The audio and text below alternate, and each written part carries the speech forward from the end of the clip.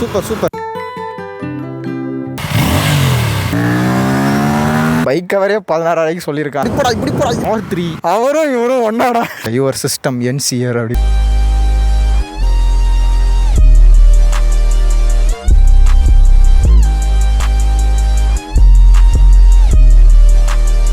So guys, சேனலுக்கு யாராவது புதுசாக இருந்தீங்கன்னா மறக்காமல் லைக், சப்ஸ்கிரைப், ஷேர்லாம் பண்ணிடுங்க. அண்ட் இந்த வீடியோ வந்து RS457 தான். சீக்கிரமாக நீங்கள் வீடியோ உள்ளே போய் பார்க்கணும்னு நினச்சாலும் அங்கேயும் ஒரு நிமிஷம் சும்மா தான் பேசி வச்சுருக்கேன். பட் ஆனால் பார்க்கணும், நீங்கள் கண்டினியூஸாக பார்த்தா தான் என்ன ஒரு ஃப்ளோவில் போகுதுன்றது உங்களுக்கு புரியும். ஃப்ளோவை போய் பாருங்கள். அண்ட் என்ன இன்ஸ்டாகிராமில் ஃபாலோ பண்ணலாம். லிங்க் வந்து டிஸ்கிரிப்ஷனில் இருக்குல்ல, பைக்லெஸ் பைக்கர்னு சர்ச் பண்ணிங்கனாலே வந்துடும். இப்போதைக்கு அதில் எந்த ரீல்ஸும் போகிறதில்ல.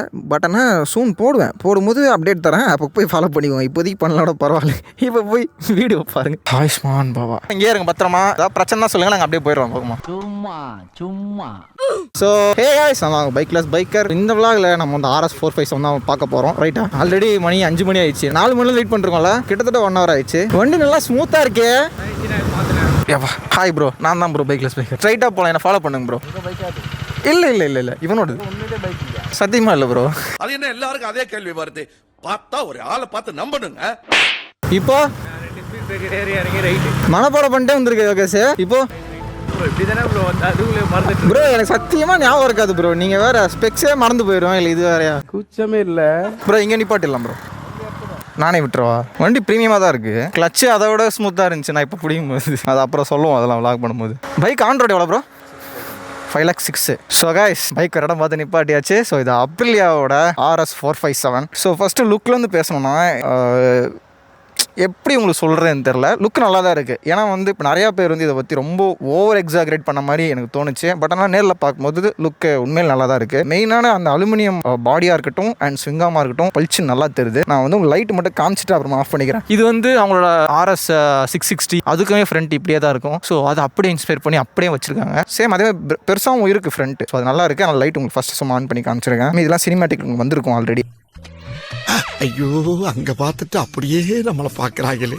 இதுதான் இதோட ஏர் இன்டேக்னு நினைக்கிறேன். அது எனக்கு கன்ஃபார்ம் தெரில. பட் நம்ம அப்படியே தான் இருக்கணும். ஸோ வந்து ஃப்ரண்ட்டில் இதான் உங்களுக்கு இங்கே வந்து ஆப்ரிலான்ற அந்த நேம் இப்படி கொடுத்துருக்காங்க ஸ்டிக்கரிங்லே. உங்களுக்கு வைசர் வந்து ஆக்சுவலாக சின்னதாக இருக்குது, எக்ஸ்டெண்டட் இருக்குன்னு ஆக்செட்டில் நான் பார்த்துருக்கேன். ஃப்ரண்ட் லுக்கை பொறுத்த வரைக்கும் அவ்வளோதான். இங்கே ஏதோ ஒரு 2 வாட்டர் இருக்குது, எதுக்குன்னு தெரில, காற்று போகிறதுக்கு நினைக்கிறேன். இங்கே ஒரு ஃபேரிங் வந்து அதுவுமே ஏரோடைனமிக்கில் அது ஓட்டையாக கொடுத்துருக்காங்க. பிளாஸ்டிக்கோட குவாலிட்டி உங்களுக்கு பார்த்தீங்கன்னா ஃப்ளெக்சிபிள் இப்படி ஆகுது. எல்லாமே மேட் ஃபினிஷில் கொடுத்துருக்காங்க. இங்கே எல்லாமே பைக் ஃபுல்லாக மேட் தான். கிளாஸ்ன்னு பார்க்கும் ஸ்டிக்கரிங் தான் அந்த கிளாஸில் இருக்குது. ஸோ இது வந்து ரேசிங் ஸ்ட்ரைப்ஸ் இந்த கலரு. எனக்கு இந்த அலுமினியம் ஃபினிஷ் ஆக்சுவலாக ரொம்ப பிடிச்சிருக்கு. இங்கே ஒரு அப்ரிலியா, அங்கே ஒரு அப்ரிலியா, ரெண்டுமே அதே கலர்லேயே இருக்குது. ஸோ ரியரில் பார்த்தீங்கன்னா உங்களுக்கு வந்து லைட் இப்படி இருக்குது. இதை நான் எப்படி சொல்கிறது, இப்படி தான் இருக்குது. ஸ்டாண்டர்டாக வரும்போது உங்களுக்கு என்ன வரும் அப்படின்னு கேட்டிங்கன்னா பைக்கோட வந்து குவிக் ஷிஃப்ட்லாம் வராது. உங்களுக்கு இந்த சாரி கார்டு தான் வரும். ஒரு கம்பி ஆக்சுவலி அசிங்கமாக கேட்பேன்.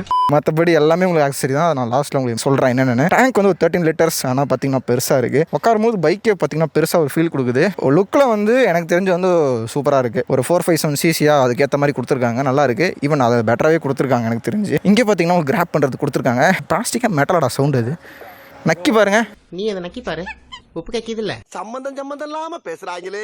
ஆக்சுவலாக இந்த பைக் வந்து ஃபுல்லி ஃபேட் மாதிரி எனக்கு தெரியல. பார்த்தீங்கன்னா உங்களுக்கு இன்ஜின்லேருந்து எல்லாமே ஓப்பன்லேயே தான் இருக்குது. முக்கால்வாசி வந்து எல்லா பைக்லையும் இந்த இடம் ஓப்பனில் இருக்கும். பட் ஆனால் உங்களுக்கு பார்த்தோன்னே கொஞ்சம் நிறையா அந்த ஓப்பனிங்ஸ் இருக்குது. உங்களுக்கு நல்லா ஃபீல் பண்ண முடியுது பார்க்கும்போது. நல்லா இருக்குது அந்த ஸ்விங்காமோட கனெக்ஷன்ஸ் அண்ட் அந்த colour patterns. Actually it's good. இங்கே என்னமோ ஒன்று கொடுத்துருக்கானுங்க, ஏதோ ஏரோ மார்க் போட்டு பிடிங்கி விட்டு பார்ப்போமா.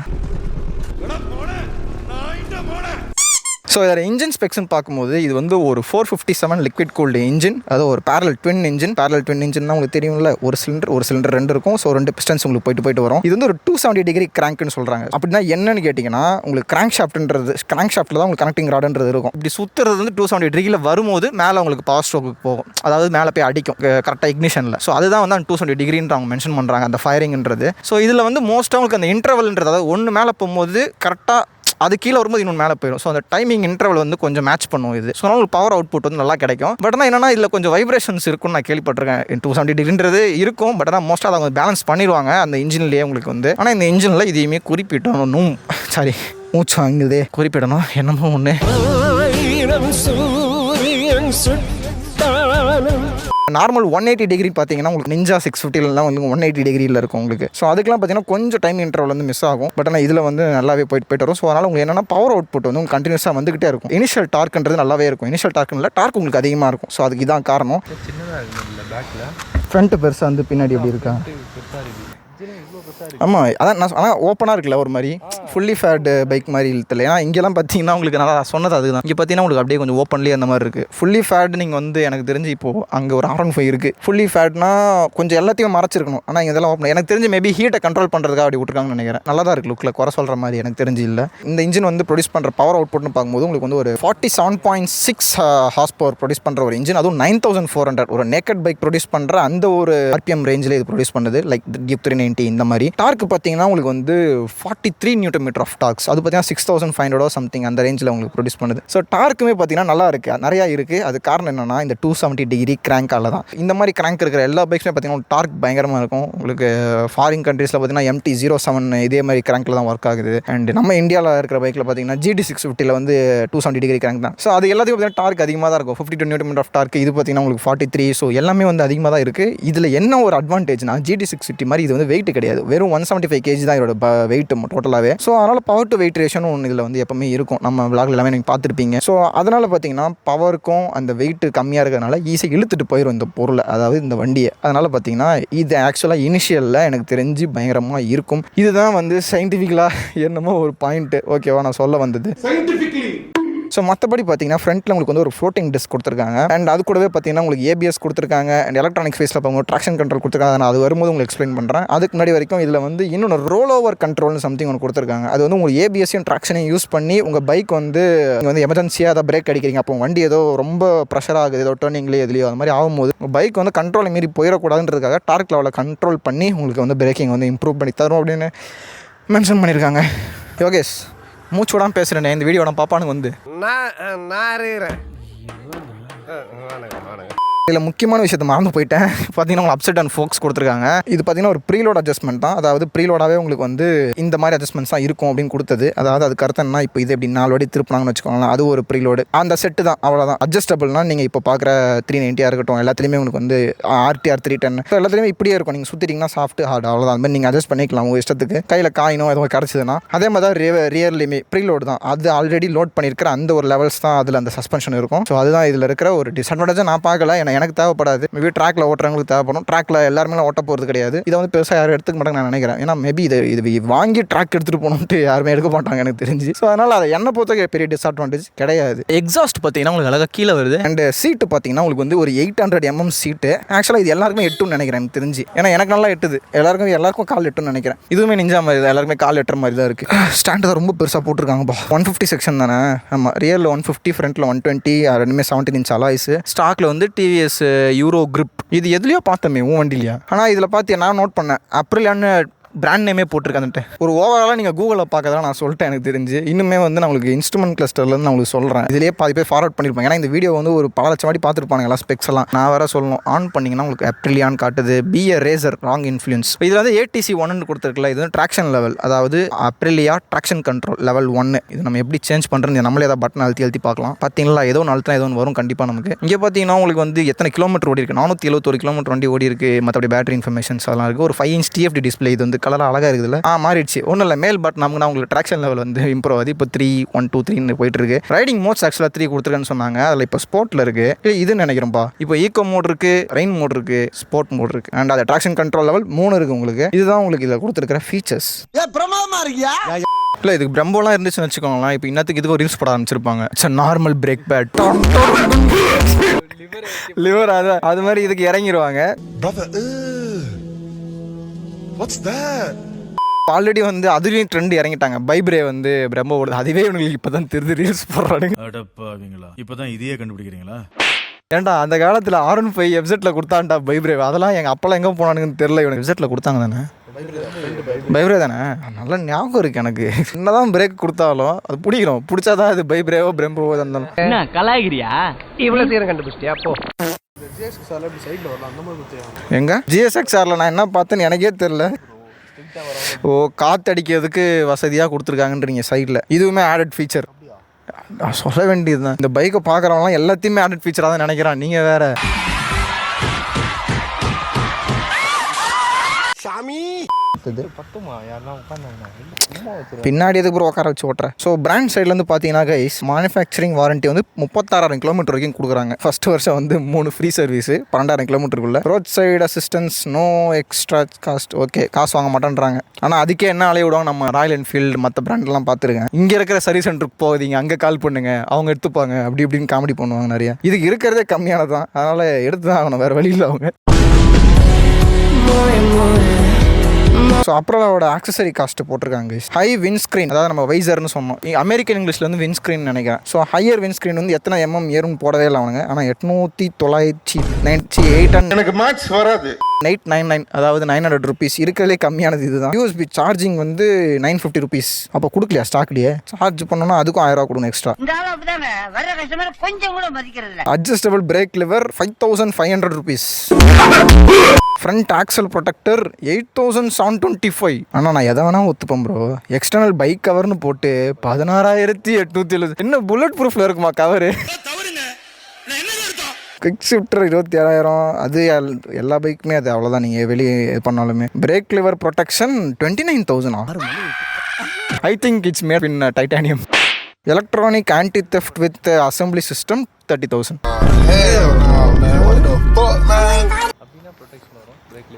எனக்கு தெரியல, அவன் பைக் கவரே 16,000 சொல்லியிருக்கான். அதுலேயே எனக்கு என்ன ப்ரொடெக்ஷன் தெரியல.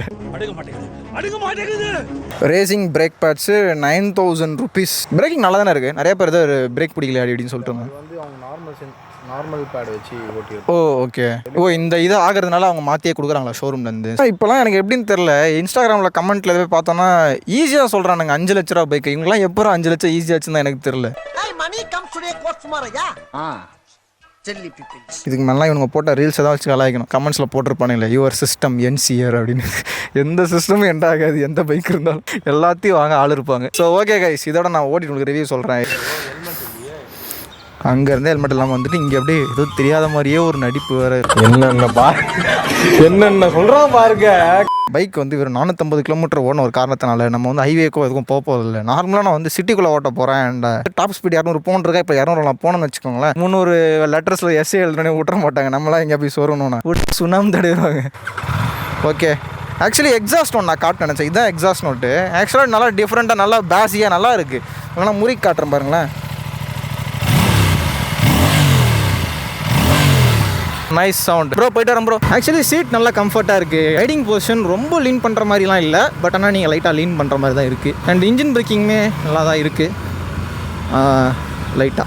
இந்த ஊரே நம்மளை தான் பார்க்கும் கைஸ் அப்படின்னு நினச்சிக்கோங்க நீங்களே. புது ஷிஃப்ட்டு. இப்போ இந்த இடத்துல அண்ணன் போடுவேன் பாரு ஒரு கார்னரிங், அதெல்லாம் மற்ற இடத்துல. இந்த இடத்துல ஒன்றும் பண்ண முடியாது. ஓ பைக் நல்லா பவர்ஃபுல்லாக தான் இருக்குது. தெரியுதா? லெஃப்டா?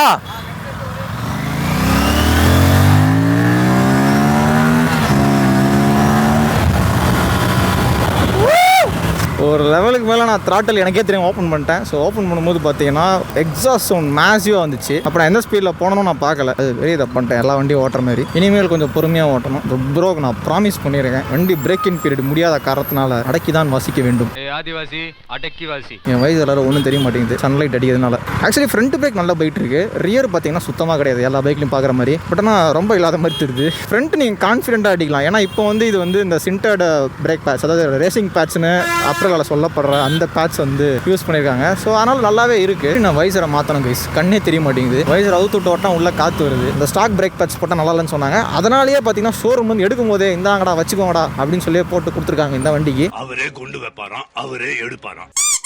இந்த பைட் வந்து அப்படியே எனக்கு 390 பைட் எனக்கு அப்படியே ஃபீல் ஆகுது.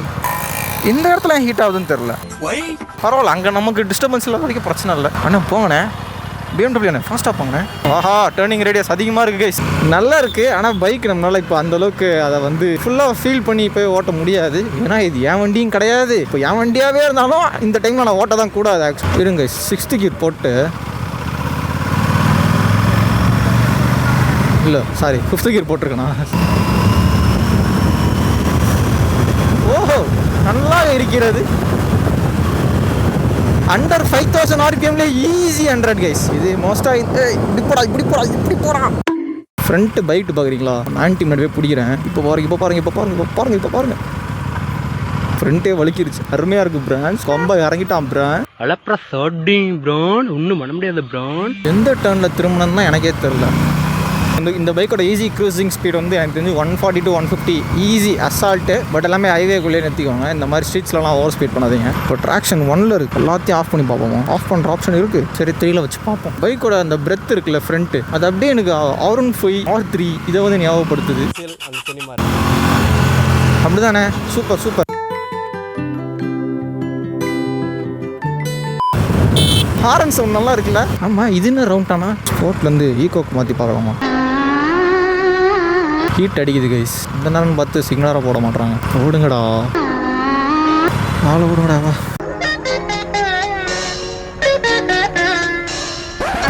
இப்படியே திருப்பிட்டு போயிடும். ஆளை ஓடுங்கடா. முடியல கைஸ், அந்த இடத்துல என்னால் முடியல. இப்ப எனக்கு வேற வழியே இல்லமா. இதில் நம்ம எந்த பக்கம் வந்தோம்னு தான் எனக்கு தெரியல ப்ரோ. அப்போ நான் கல்யாணம் பண்ண பக்கத்தில் தான் ப்ரோ இருக்கேன். ஸ்ட்ரைட்டா போனீங்கன்னா இன்னொரு சிக்னல் வரும், கேமரா வச்சு அந்த சிக்னல்ல பார்த்துவாங்க. அந்த சிக்னல் என்ன பண்ணணும்? அந்த லைனை கிராஸ் பண்ணிட்டு ஒரு ஃபைன் போட்டுருவாங்க. லைன்லாம் கிராஸ் பண்ணல, அதுக்கு முன்னாடி தான் இருந்தேன். இப்போ நான் அந்த சிக்னல் தான் வந்தேன். இப்போ நான் அந்த இடத்துல என்ன பண்ணேன், ரொம்ப நேரமாக நின்னேன். ஒரு 2 நிமிஷம் 3 நிமிஷம் அப்படியே நின்றுக்கிட்டே இருக்கேன். ஹீட் கால் அடிக்குது. சரி கிளம்பலான்னு சொல்லிட்டு அந்த சிக்னல் தான் யூட்டர் அடிச்சிட்டேன். திருப்பி யூட்டன் அடிச்சு அந்த சிக்னல்லே வந்து லெஃப்ட் எடுங்க. மறுபடியுமா? மறுபடியும் ரெட் சிக்னலா? டே உனக்கு ஒரு மனசாட்சி வேணாமாடா? நீங்க வருவாய்னு எனக்கு தெரியும்டா. வெயிட், ட்ரைம்ப் ஷோரூமா? இதை திறந்தே விடலை. Hi hi. வேணாம், என்ன விட்டுருனா. கரெக்டாக ஒரு 5 நிமிஷம் நின்னா ஹீட் அடிக்க ஆரம்பிக்குது. ஹீட் மேனேஜ்மெண்ட் நல்லா தான் இருக்குது. ஏன்னா நான் மூவ் பண்ணதுக்கப்புறமா ஹீட்டு பார்த்தீங்கன்னா கம்மி ஆகுது. இப்போ வரைக்கும் அடிச்சிட்டு இருக்கு. ஏன்னா நின்றுட்டு இருக்கோம்ல, அதனால். போட்டாண்டா சிக்னலை. ஐயோ கைஸ், வழி தெரியாமல் அலைய விட்றானுங்களே. வண்டி ஏன் ஒரு பக்கமாக போகுதுன்னா எனக்கு இப்போ வரைக்கும் தெரில. நீங்களே வேணாம் பாருங்க கைஸ். வண்டியோட வெயிட் ஆலையா? இந்த வைசரை மாற்றணும் முதல்ல. ஒன்றுமே தெரில, எல்லாமே ஸ்க்ராட்ச் ஆயிடுச்சு. தண்ணி போட்டு தொடங்கிறேன்ட்டு தேவையில்லாம் போகுது. நல்லா இருக்கிற வைசரை போட்டு தேய்ச்சிட்டேன். இந்த சந்தம் இல்லை, எதுனே தெரியலையே. எனக்கு சத்தியமாக ரூட்டு தெரில ப்ரோ. இங்கே கூட வந்துட்டு இந்த தெருவு தான் பார்த்தேன். நீங்கள் அங்கே இருப்பீங்களோன்ட்டு ப்ரோ. ரியர் ஆனால் சுத்தமாக பைட்டே இல்லைல்ல? சிங்கிள். ஆமாம் சிங்கிள் தான் bro. You got brain bro. Very குட்ரா, கை கொடு. கொடு. இடியாப்பம். ஸோ கைஸ் பார்த்தீங்கன்னா சீட் கம்ஃபர்ட் நல்லா இருந்துச்சு எனக்கு. அது மற்றபடி பார்த்தீங்கன்னா ரைடிங் வந்து நான் நினச்சேன் ஸ்போர்ட்ஸ் டூரர் மாதிரி இருக்கும். நம்ம வந்து நிஞ்சா 300 இருக்கும்ல, அந்த மாதிரி இருக்கும்னு நினச்சேன். ஏன்னா இதை சீட்டிங் பொசிஷன் பார்த்து அப்படி நினச்சேன். ஆனால் உட்காரும் போது என்னமோ நான் இங்கே உட்காரும் போது நல்லா கொஞ்சம் லீன் பண்ணுற மாதிரி இருக்கு. ஏன்னா பைக் கொஞ்சம் நல்லா லென்த்தாக இருக்குது. இந்த ஃப்ரண்ட் ஹேண்டில் வரும், அதனால கொஞ்சம் நான் இப்படி போகிற மாதிரி தான் இருந்துச்சு. ஆமாம்ல, நானா ஒரு வாட்டி இங்கே ஃபீல் பண்ணேன். இங்கே வைக்கும்போது இங்கே ஹீட்டாக இருந்துச்சு ப்ரோ. வெள்ளையாச்சு ப்ரோ. இந்த ஒரு வாட்டி இங்கே கை வைக்கும்போது ஹீட்டாக இருந்துச்சு. ஆனால் என்னடா இங்கே ஹீட்டாக இருக்குது அப்படின்னு பார்த்துட்டு இருந்தேன். ஆனால் நம்ம அங்கே கை வைக்கல, அங்கே எப்படியும் போகிறதில்ல, அதனால் பிரச்சனை இல்லை. நான் விட்டேன். நான் இந்த இண்டிகேட்டர் தான் காட்டவே இல்லை கடைசி வரைக்கும். நம்ம ஆன் பண்ணதுக்கப்புறம் தான் இதுவாகும் போல். இதான் கைஸ் இன்டகிரேட்டட் இண்டிகேட்டர். வாயெல்லாம் வளருது இந்த பக்கம். ஹசார்ட் எப்படி? ஸோ நல்லா தான் கைஸ் இருக்குது. எனக்கு இவ்வளோ தான் சொல்ல முடியும் கைஸ் இப்போதைக்கு. இப்போவே நான் வந்து இது அப்படி இருக்குது இப்படி நம்மளால் அது சொல்ல முடியாது. மைலேஜ் ப்ரோ உங்களுக்கு இப்போ வரைக்கும் எவ்வளோ கொடுத்துருக்கு? 18. கரெக்டு தான், அவ்வளோதான் கொடுக்கணும். ஸோ வந்து பைக் கொடுத்ததுக்கு ப்ரோ ரொம்ப நன்றி ப்ரோ. அருண் தானே உங்கள் நேம்? அருண், தேங்க்ஸ் ப்ரோ ரொம்ப. ஏன்னா பல வாட்டி பல செருப்படிகள் வாங்கிட்டேன். நீங்கள் கூட உங்கள் ஃபோட்டோவுக்கு ஃபஸ்ட்டு டேக் பண்ணியிருப்பீங்க ஒரு அக்கௌண்ட்டை. அவங்ககிட்ட கூட நான் ஃபஸ்ட்டு போனேன். சரி நானுமே போயிட்டேன். அவங்க வந்து வேறு கலர்னு நினைக்கிறேன். இப்போ இப்படி உட்காரமே ஒரு உட்காந்துருக்கேன் வண்டியில். வீட்டிலேருந்து யாருமே வெளியே வரவே இல்லை. 1/2 மணி நேரமாக எடுக்கலாம்னு சொல்லிட்டு அப்புறம் இந்த மாதிரி வண்டி வந்து நாங்கள் வந்து வீடியோ போட்டு ரீச் ஏற்ற போகிறோம். அப்புறம் என்ன அவங்க என்ன வேணா பண்ணிட்டோம். அது என்கிட்ட வந்து ஒரே வார்த்தை வந்து ஃபோனில் சொல்லியிருந்தாங்கன்னா நான் 1 hour ட்ராவல் பண்ணி வர மாட்டேன். சரி அது போக வந்து இன்ஸ்டாகிராமில் மெசேஜ் அனுப்பிச்சு இன்னொருத்தருக்கு மெசேஜ் அனுப்பிச்சேன். அவரும் இதே மாதிரி ஒரு வண்டி. எல்லாருமே இந்த வண்டி வச்சிருக்கவங்க எப்படின்னா வந்து இந்தியாஸ் ஃபர்ஸ்ட்டு, தமிழ்நாடு ஃபர்ஸ்ட்டுன்னு போகிறதுல வந்து பெரும் பங்களிக்குது அவங்க மனசுக்குள்ளே. என்னன்னு தெரியல. இது வரைக்கும் தமிழ்நாட்டிலே பார்த்தீங்கன்னா விரல் விட்டு என்ற அளவுக்கு தான் வந்து பெண் பாடி பில்டர்ஸ் இருக்காங்க.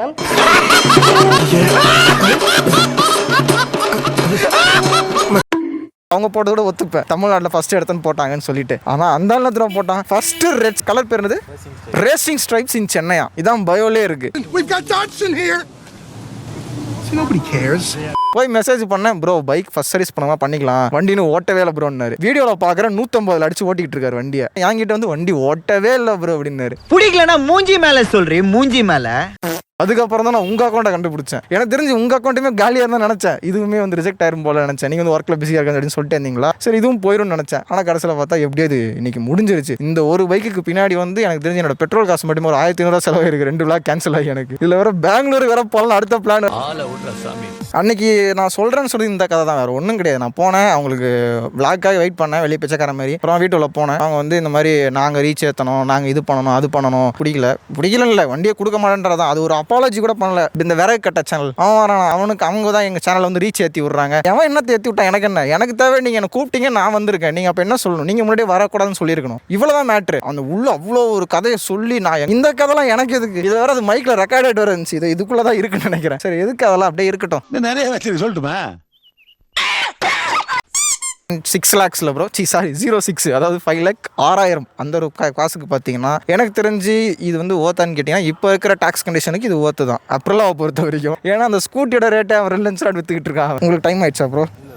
அப்போ வாங்க ப்ரோ, கமெண்ட்ஸ் பார்க்கலாம். அதுதான் எனக்கும் தெரில. எஜுகேஷன் சிஸ்டம் கூட இவனுக்கு இவ்வளோ வீடியோ போட்டிருக்க மாட்டானுங்க, இதுக்கு போடுறானுங்க இவனுக்கு. எண்ட் ஆஃப் 390 era அது பார்த்தாலே இதை வரேன். இன் 2010 250cc CBR வந்து இன்ட்ரடியூஸ் பண்ணாங்களாம். சேம் வைப் வருதான். ஏண்டா அவரும் இவரும் ஒன்னாடா, விஜயகாந்த் கேப்டனும் நீனும் ஒன்னாடா, என்னடா காமெடி.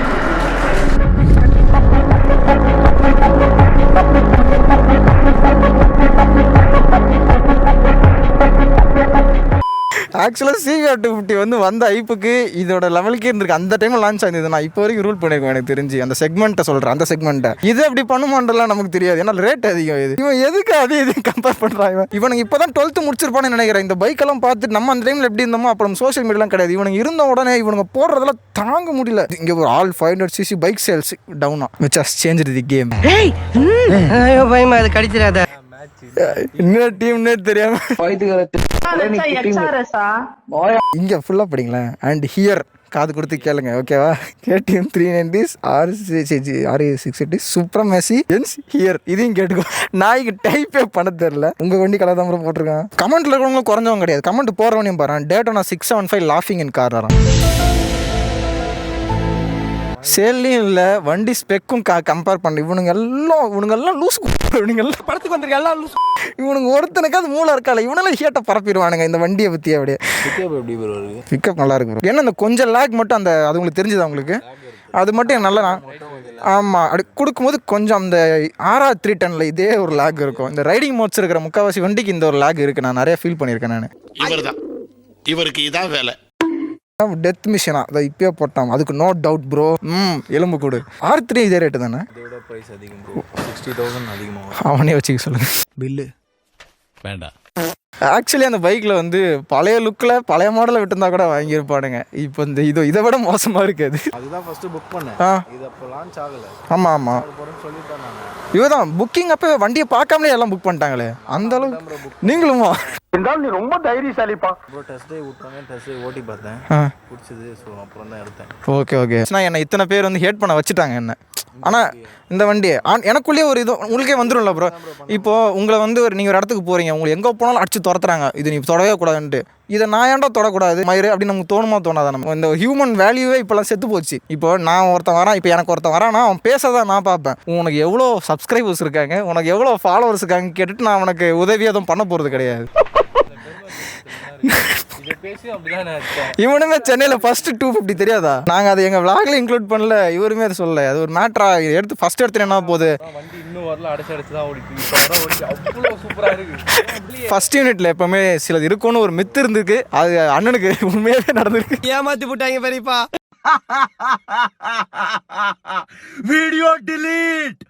वीडियो डिलीट चाहिए 15 नवंबर तक. ஸோ ஹே கேஸ், ஒரு நிமிஷம் இருங்க. இதில் உட்காந்தா தான் கைஸ் வாட்டமாக இருக்குது. இந்த வீடியோவில் சொல்கிறதுக்கு என்ன இருக்குது, எதுவுமே கிடையாது. ஏன்னா புது வண்டி வாங்கியே பார்த்தீங்கன்னா 10 நாள் தான் ஆச்சு நான் வ்ளாக் பண்ணும்போது. ஸோ அப்படிப்பட்ட வண்டியில் வந்து என்னால் லுக் வைஸில் குறைஞ்சி கண்டுபிடிக்கலாம். அப்படி இல்லைனா ஆல்ரெடி ஓனர் ஏதாவது ஃபேஸ் பண்ணியிருந்தா சொல்லலாம். ஃபஸ்ட் வாட்டி எடுத்து அப்படியே ஓட்டின வண்டி இதே மாதிரி வந்து டியூக் 390 இருக்கும். அதோட வ்ளாக் பார்த்தாலும் அதிகமாக நெகட்டிவ்ஸ் இருக்காது. ஏன்னா சொல்ல முடியாது, ஹைவேல ஓட்டும் போது வைப்ரேஷன் சொல்லியிருப்பேன். ஏதோ குவாரியில் விழுந்து 3 பேர் செத்துட்டாங்களாம்ப்பா. இது ஏதோ இப்போ ரீல்ஸ் போய் ஃபேமஸ் ஆகிட்டு இருக்கு. இதை வந்து என்கிட்ட சொல்கிறாங்க, don't promote these kind of ஏரியாஸாக. நான் வந்து பண்ணலாமா? நான் ஆக்சுவலாக ஒரு வ்ளாக் பண்ணேன் அந்த இடத்துல, ஹிமாலயன் 450 அந்த இடத்துல நம்ம பண்ணியிருக்கோம். நான் அந்த வ்ளாக் ஸ்டார்டிங் நீங்கள் வந்து ஸ்டார்டிங் ஃபஸ்ட்டு 50 seconds 1 minute அதுலேயே சொல்லியிருப்பேன், இது ஒரு ரெஸ்ட்ரிக்டட் ஏரியா, தண்ணியில் ஊந்து செத்துறாதீங்கன்னு ஓப்பனாகவே சொல்லியிருந்தேன். இதில் வந்து நான் ப்ரொமோட் பண்ணேன்னு ஏதோ ஒரு பைத்தியம் வந்து டிஎம்ல கதறிட்டு இருந்துச்சு. அப்புறம் அந்த டைமிங் செகண்ட்ஸ்லாம் எடுத்து காமிச்சிட்டு வீடியோ ஒழுங்காக பார்த்துட்டு வாடான்னு நினச்சேன். அதோட அவன் ஆளே எங்கே போனான்னு தெரில, அக்கௌண்ட்டே காணும், ரெஸ்ட்ரிக்டில் தான் போட்டு வச்சுருந்தேன், காணாமல் போயிட்டான். கண்டுபிடிக்க முடியல கைஸ் அவன் பாடியும். பைக்கில் எது நல்லா இருந்துச்சு அப்படின்னு கேட்கும்போது பார்த்தீங்கன்னா பைக்கோட கிளச் வந்து நல்லாவே சாஃப்டாக இருக்குன்னு சொல்லியிருப்பேன், ஸ்மூத்தாக இருக்குன்னு. இன்னொன்று வந்து ரைட் பை ஒயரோட டிஸ்அட்வான்டேஜஸ். ஏன்னா அந்த விளாகில் நீங்கள் பார்த்துருப்பீங்க, நான் அப்படி கொடுத்ததுக்கப்புறம் தான் அதோட கொஞ்சம் அந்த ஒரு நெட்வொர்க் ரொம்ப லோவாக இருந்த மாதிரி. ஆக்சுவலாக ரைட் பை ஒயர்னா என்ன அப்படின்றது வந்து RR310 விளாகில் நான் நல்லாவே எக்ஸ்பிளைன் பண்ணியிருப்பேன். இதே மாதிரி மாடியில் உட்காந்து பேசும்போது ஒன்றுமே இல்லை, அது ஒரு த்ராட்டில் சென்சார். அது ஒன்றுமே இப்போ புதுசாக இருக்க டெக்னாலஜி. அது புதுசுன்னு இல்லை, முன்னாடி பழைய சூப்பர் பைக்ஸ் நிறையா இருந்துச்சு, நம்ம நார்மல் பைக்ஸில் கூட வந்துருக்கலாம் முன்னாடி. ஆனால் RR310 தான் ரொம்ப விளம்பரப்படுத்தினாங்க, நாங்கள் அதை ஃபஸ்ட்டு கொண்டு வரோம் இந்த பட்ஜெட்டில் அப்படின்னு சொல்லி கொண்டு வந்தாங்க. அந்த வண்டியிலையுமே நான் அதை ஃபேஸ் பண்ணியிருக்கேன். எனக்கு வந்து நான் அப்படி கொடுத்ததுக்கு அப்புறம் தான் அந்த வண்டி போகிற மாதிரி எனக்கு ஒரு ஃபீல் எப்பவுமே இருக்கும். அந்த வீடியோவில் சொல்லியிருப்பேன் நான், ஏதாவது கிளிப் வந்து நான் எடுத்து போகிறேன், எடிட் பண்ண டைம் வந்தால், இல்லை நீங்களே போய் செக் பண்ணி பார்த்துக்கோங்க. முன்னாடிலாம் மெக்கானிக்கலாக வந்து ஒயர் இருக்கும், அப்படி திருவணும்னா அதுவே தான் அங்கே த்ராட்டில் பாடி ஓப்பன் பண்ணி விடும். அதில் எந்த பிரச்சனையுமே வந்தது கிடையாது. ஆனால் இவனுக்கு சென்சார் வழியாக கொடுக்குறேன், இது போய் ECUக்கு சொல்லணும் அப்படின்னு இருக்கும்போது டெக்னாலஜி வளர வளர நமக்கு ஆப்பு தான் அதிகமாக வைக்கிது எனக்கு தெரிஞ்சு. இது ஒன்று தான் இப்போதைக்கு கண்டுபிடிச்சது. அதை கூட நான் வந்து ஏன் அந்த இடத்துல சொல்ல முடியலன்னா, அந்த இடத்துல கண்ணில் அடித்த சன்லைட் அப்படி வைசர் கண்ணே தெரியல. இப்போ இந்த வைசர் தெரில, உங்களுக்கு பார்க்க நல்லா பளிச்சுன்னு இருக்கும் வைசர், ஆனால் பார்த்தீங்கன்னா ஃபுல் ஸ்க்ராட்ச் விழுந்து கிடக்குது. அண்ட் இந்த ஹெல்மெட்டை பற்றி பேசுமா நினச்சேன். நம்ம புது ஹெல்மெட் வாங்கிட்டோம் கைஸ், கைக்கெல்லாம் கைத்தட்டுங்க. என்ன ஹெல்மெட் இப்போ வரைக்கும் நான் சொல்ல மாட்டேன், ஏன்னா ஹெல்மெட் இன்னும் என் கைக்கு வரல, வந்தால் தான் காட்டிடுவேனே. என் கைக்கு இன்னும் ஹெல்மெட் வந்ததுக்கு அப்புறமா நான் அந்த ஹெல்மெட் என்னன்னு காட்டுறேன். ஏன்னா அது அப்படிப்பட்ட ஒரு helmet, it's an unique helmet. அதுக்காக தான் வாங்கியிருக்கிறது, அதுக்காக தான் வெயிட் பண்ணிட்டு இருக்கேன். ஏன்னா ஹெல்மெட்டை பற்றி பேசுவோம், அதை சொல்லிட்டேன். சரி, என்னமோ ஒன்று சீக்ரெட் ரிவீல் பண்ணியிருக்கேன் கைஸ். ஸோ இன்னும் பல வன்மங்களெல்லாம் வந்து கக்கியிருப்பேன் கைஸ். நீங்கள் இப்போ விளாக் பார்த்துருப்பீங்க. அதுக்கு வந்து நான் வந்து ரொம்ப மனம் வருந்துறேன். இப்படி தான் எல்லா இன்ஃப்ளூயன்சர்ஸ் சொல்கிறாங்க, எல்லா பிரச்சனையும் பண்ணிவிட்டு. நான் இந்த விளாகில் சொன்னதில் இன்னும் கொஞ்சம் தான் சொல்லியிருக்கேன் கைஸ். இன்னும் நான் 2-3 பைக்ஸ் ஒரு ஷோரூமில் கேட்டேன், ஷோரூமில் ரெஸ்பான்ஸ் இல்லை, பண்ணுறேன் ஓகேன்னு சொல்லிட்டு கடைசியில் சொல்லலை. அதுக்கப்புறம் ஆனால் இந்த விளாகால் நான் ஒரு வாரம் வீடியோவே போட விடாமல் ஆயிடுச்சு. இவ்வளோ கஷ்டப்பட்டேன் கைஸ், அதனால வீடியோ போதுங்க கைஸ். இப்போலாம் நான் வந்து அழுவு போகிறது கிடையாது. இதனால் எனக்கு ஆச்சு. ஸோ அதனால் அந்த விஷயத்தை நான் வெளியே சொல்கிறேன், அவ்வளோதான். நான் வெளியே சொன்னால் எனக்கு அது ஒரு சாட்டிஸ்ஃபேக்ஷன், கொஞ்சம் மன நிம்மதியாக இருக்குது. ஏதோ லோட இறக்கி வச்ச மாதிரி இருக்குது, இல்லைனா மனசுக்குள்ள ஒரு மாதிரி டென்ஷன் ஆகிட்டு. சரி, இப்போ சொன்னதுக்கப்புறம் ரொம்ப ஃப்ரீயாகவே இருக்குது. அதனால தான் நான் சொல்கிறேன், அவ்வளோ. மந்த் எண்டுக்குள்ளே நம்ம ஹெல்மெட் நான் ரிவீல் பண்ணிடுவேன். அட்லீஸ்ட் ஸ்டோரியில் ரிவீல் பண்ணுறேன், இல்லை விளாகாக போட்டு ரிவீல் பண்ணிடுவேன். இந்த மந்த் எண்டுக்குள்ளே எப்படி வந்துடும்ன்றது எனக்கு ஒரு நம்பிக்கை இருக்குது. பட் எனக்கு தெரில, ஏதோ ஒன்று. ஆனால் ஹெல்மெட் வாங்கியாச்சு, அவ்வளோதான். ஸோ அடுத்த விளாகில் உங்களை சந்திக்கிறேன். அடுத்த விளாக் எனக்கு எடுக்கல, நாளைக்கு தான் எடுக்க போகிறேன். நாளைக்கு இல்லை, அதுக்கும் அடுத்த நாள் எடுக்க போகிறேன். Bye guys, bye. பேசிட்ட பைக் மாந்துட்டு எடுத்துட்டு போ. ஹெல்மெட் மட்டும்தான் இந்த பை.